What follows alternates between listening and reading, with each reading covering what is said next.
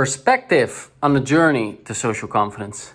Hey, my name is Sebastiaan. I'm a former social anxiety disorder sufferer and a social confidence coach, and I talk a lot about the journey to social confidence. And today I want to share a personal story of my journey to social confidence as it is at present. So today I felt more uncomfortable socially than I have felt probably in the last year or so. Anxiety, thankfully, isn't an issue in my life anymore. And socially, I tend to feel just normal, right? What's normal? Just relaxed, at ease, comfortable. And today, I did not feel that. So what happened? Well, a bit of perspective. So this is just at the end of a particular evening. So let me describe it to you. So I'm learning Spanish. En este momento, yo hablo español. Porque es importante para mí. I'm learning Spanish at the moment because it's important to me because I'm going to go back to Colombia where I've been twice before. And previous times when I went there, I didn't speak any Spanish. And this time my goal is to speak fluent Spanish before I arrive. And I'm likely going to go in October. And so I'm studying every day, like an hour and a half roughly. And today I'm currently in Vienna, Austria. And I have two good friends here, but both of these friends were not available this weekend. And today is a beautiful sunny day. And so here I am in the morning. I'm like, great, I have no friends today. And it's a super sunny day. I want to be around people, actually, but I'm not. So what am I going to do in order to be around people, right? Thankfully, we've got apps and we've got opportunities and so on. And am I going to go out and walk up to people and say, hey, want to be my friend? I don't think so. But there's an app called Couchsurfing. Well, actually, it's a website. I joined that in, 2008, 2009, 2010, something like that. And back then, I was pretty much always drunk. And when I was drunk, I wasn't feeling any anxiety, which was very helpful at the time. This is not a recommendation. It's just how it was for me. So I was like, great, let's activate this app. Because they have something on there where you can see other people who want to hang out. So Couchsurfing is a website. You go on there, you put up a profile, you talk about the countries that you've traveled, you put up a little bit about yourself, what you're interested in, what you don't, or what you're not interested in. And then when you go to a particular country, say that I'm going to Vienna, as location I'm at now, you type in Vienna and then you get a list of all the other people that are couch surfers. Then you can contact them and say, hey, I'm in Vienna, I'm looking for a couch to surf. Basically, it's a website to travel for free because you can stay at some other person's place, they introduce you to their friend, you can hang out with them and so on. That's one way of using this website. The other way of using this website is to meet other people, other travelers. So I open this app and I see other people that want to hang out. And I see there's one girl who wants to hang out who's from Colombia, which is where I'm going. So she speaks Spanish and she says, no hablo inglés, solo hablo español. And I'm like, great, she just speaks Spanish. This is perfect for me because in my broken Spanish, we're going to have lots of conversations. So I go and I meet up with Carolina. There's no anxiety about that because, just because I've done this before and I practiced Spanish. I feel comfortable speaking Spanish. So we meet up, we have a good time, we eat some ice cream, hang out, explore Vienna a little bit, sit in the cafe. And then there are other people that we're going to meet up with, hang out with. And the next guy that we're going to hang out with is Camilo. And Camilo is also from Colombia. And he comes over, also a nice guy, because I like hanging out with nice people, of course. So we all get along well. It's funny that I don't speak so much Spanish, but they're very nice about it. But I'm starting to lose a lot of the conversation because my understanding of their conversation is about 60%, 70%. And my conversational ability comes down to, I like this place. This place is good. I've been to Colombia. I'm going to Colombia. I like food. Food in my country is good, right? So like very boring conversation. So I'm not a great conversationalist, but it's fine. And we're having some inside jokes. No, we're not having inside jokes. They are having inside jokes and they're teaching me a couple of slang words in Colombian and it's all fun and everything. And then we're going out to dance. And I'm a dancer, I'm a salsa dancer. I've been doing that 3 years every single day. So I'm comfortable dancing salsa, right? And so we go out. But now we're hanging out for hours now, and it's the whole time speaking Spanish. And I notice that I'm starting to feel less and less comfortable, and I'm not sure what it is. And I'm like, what's going on? I don't know what's going on. I don't know why, but I'm starting to feel insecure, which is at this moment in my life, thankfully, after doing so much inner work, is a very uncommon experience. So I'm very curious about it. Hey, why am I feeling this way? Some things that came up were like, oh, I want to impress them because they're Colombian and they are from the country, one of the countries where salsa is it. And salsa is very important to me. I have a big passion about it. So they dance salsa and it's in their blood. So I noticed, wow, I kind of want to impress them. I want them to like me. I want them to think I'm cool. Well, that is something that's going to take you out of your natural way of being. Let me just say that differently. I felt like I needed to impress them. It was important to me. And that is what takes you out of your normal, comfortable way of being. So my belief system, I need to impress them. I need them to think I'm cool. I need to be just like them. I shouldn't be one of those people that is not the way that they are. That kind of thinking, or rather, that kind of belief system, those emotionalized thoughts, those rules beliefs that I picked up at some point quite recently, started to cause me to feel insecure. That and maybe some other stuff got triggered. I'm not sure what got triggered, but that's what happened. I'm sharing this to explain to you how I dealt with it, okay? The way I dealt with it is I did the best I could. It wasn't fantastic, it wasn't gracious, but this is what happened. So, all right, so I was feeling those feelings and I was starting to feel more and more insecure. So I noticed that and I'm sitting there with them and they're like, "Hey, Sebastián, ¿qué pasa? ¿Estás bien? Are you okay?" I'm like, "Yeah, I'm okay. I think I'm just a bit tired." And I go off to the toilet and I'm doing some tapping, kind of calming myself down, verbalizing these phrases that I try to impress them. And I start to calm down a little bit. I go back, I feel a little bit more calm. And then there are other little things that trigger me. Not really big triggers, but other things that kind of get me a little bit back into that insecure feeling. I'm like, man, what's going on? Why am I feeling this way? And because I've not been feeling insecure for such a long time, and because I do this work, and because I teach this, I understand what's going on. You know, old stuff is getting triggered. This is not 36-year-old Sebastiaan's feelings. These are old feelings. And these are beliefs that don't serve me in the here and now.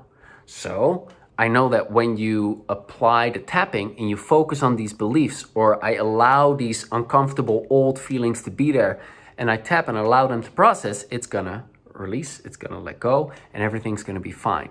So that perspective helps me to know that, okay, this is just a temporary thing, so I don't have to freak out about it. So I don't, but it's still very uncomfortable, right?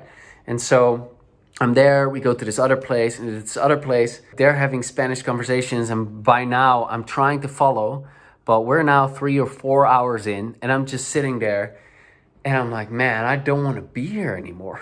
I feel uncomfortable. I don't want to be in this situation. I actually just want to go home, do some tapping, calm myself down, and get myself out of this situation, and deal with whatever got triggered. But it was just quite socially inappropriate to do that. And perhaps there's also something about my belief system that says that it's socially inappropriate to do that, but whatever, I just didn't want to leave. So what did I do? I went to the toilet again, did a little bit more tapping, and came back, and I ended up not leaving. So we went to this other place where we went to dance, and they danced Cuban style, which I'm not familiar with yet. I know it a little bit. And so I'm like, all right, I'm just gonna go dance because I know that's my comfort zone, and that will get me in my comfort zone a little bit more. So this is something I did. So I went and I danced a little bit, and then I came back still a bit uncomfortable. I'm like, you know what? I'm gonna give my sister a call, and I'm gonna talk to my sister's daughter, because that's gonna get me out of this freaking thing that's going on in my mind. So I talked to my sister's daughter, we play a bit of games, and I start to feel more comfortable again. Perhaps because that's a safety zone for me. I go back to feeling the way I normally do, and I return to them, and I feel a lot better. Yeah, I still feel a bit insecure, but anyway, we go to the next place, and some of that insecure feeling starts coming back. I'm like, okay, this is not great, but hey, it is the way it is, and yeah, I'll dance a little bit more, go back. And so this story doesn't necessarily have all right, I did this, and that solved the problem. No, it's a lot of little things that I did, a lot of mindsets that I've learned and adopted, a lot of truths that I've gained over the years that have helped me make this night into actually a great night. So came back, was still uncomfortable, and Carolina's like, Seb, are you uncomfortable? Why are you not smiling? What's going on? I said to her, well, we've been talking Spanish for a long time. I just feel tired. Actually, the real truth was, I feel a bit insecure, and I'm not exactly sure why. But that was very difficult to communicate, and communicating that would lead to potentially like an awkward situation. It was just not the vibe. They were a bunch of years younger than me as well, and they didn't really have that personal development understanding.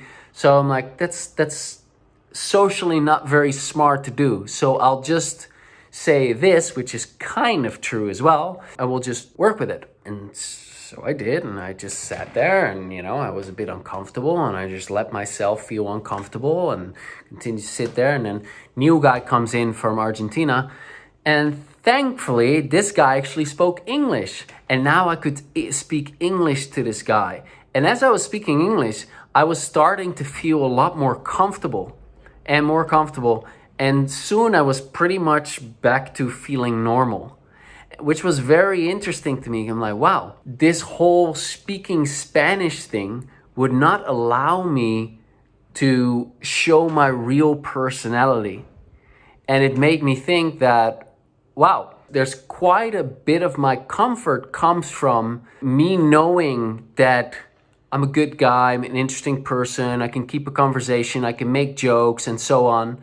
And when I don't have that available to me, because it's in a different language, we're just speaking Spanish, I don't feel as confident, right?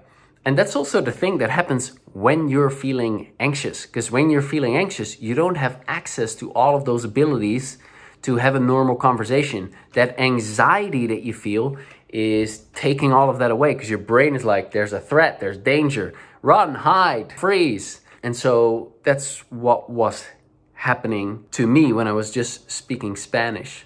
Like I said, this is a very fresh conversation, a very authentic talk. There's no direct personal message to you. It's just, I'm just talking about how I actually ended up dealing with the night, feeling those uncomfortable feelings that I haven't felt for a long time. So, Argentinian guy comes in, we're having a bunch more conversation in English, and I start to feel more comfortable. And now I'm talking to my new friends in Spanish again, and I explain to them, wow, it feels very comfortable to me to speak in English for a bit. This is great. I go dance a little bit more, and now I start to feel more comfortable, and things are fine. We end up having a great night. I meet 4 more fascinating people who are all Latinos, Mexican, a Peruvian, and 2 from Colombia. And I make a bunch new friends, and I practice a ton of Spanish. Right now, as I'm shooting this, it's 1 a.m. in the morning. I met up with Carolina at 3 p.m. So I learned a whole bunch of Spanish, met some new people, and I went through an uncomfortable feeling, and I managed to deal with it. Not in a great way, but I did what I could in order to deal with it. And I had the mindset in order to not freak out about it, maintain my composure, and still work through some of the things that got triggered. And as a result, I'll be more comfortable in this situation next time. And tomorrow, by the way, after this call, after this video, I'll be writing down all of the things I felt uncomfortable about. All of the thoughts that I had in my mind that were repetitive, that made me feel uncomfortable or insecure or whatever. And tomorrow, I'll be looking at this, and I'll be working through each and every one of them. I'll be tapping on it. So this evening becomes a great opportunity for me to take my social confidence journey to the next level.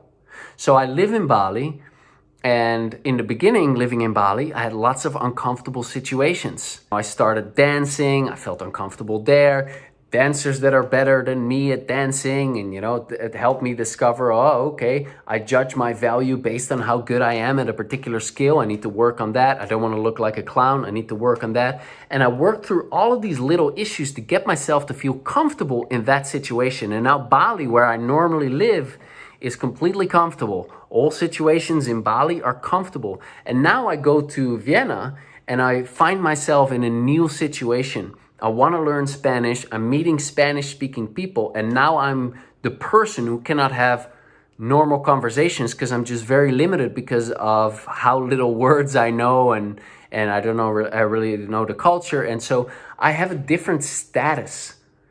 And getting myself to become comfortable with that is, for me, the next stage in my journey. So social ease, if you want to, can continue to be an opportunity where you can challenge yourself to grow. Because I want to feel comfortable around Spanish-speaking people, even when I don't speak Spanish fluently.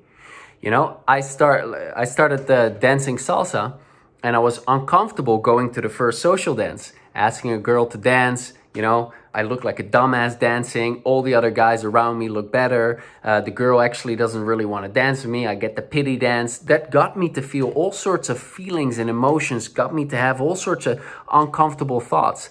And I worked through all of them. I tapped on all of them. I processed all of that. And within a couple of weeks, I felt comfortable dancing salsa after a couple of weeks, even though I looked like a total dork on the dance floor, even though girls actually didn't really want to dance with me, and so on and so forth. But I was comfortable because I took all of these little challenges on board and I saw them as exactly what they were, just emotionalized thoughts. There's no reason really to feel that uncomfortable. You can process those emotions. And it's the same thing now with Spanish. I'm now in a position where I'm below intermediate in Spanish, but I can feel comfortable being a below intermediate in Spanish, not being cool, not being suave, not being intelligent, not having great conversations, not being able to tell stories because I'm not capable of stringing sentences together.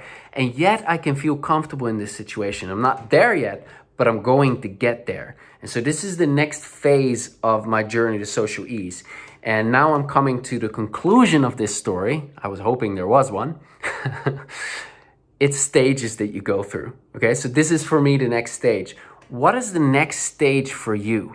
You may be comfortable in particular scenarios, but what is for you the next level up? Not like the biggest level, but what is for you the next level up where you can feel a little bit, if you get yourself to feel comfortable in this next stage, your life's going to improve. That's what you're looking for. And that might for you be going to the supermarket and being comfortable in the supermarket. Or that might be, if you're able to do that, having a hello, how's it going? How are you? Conversation with the checkout counter, if that's something that's important to you.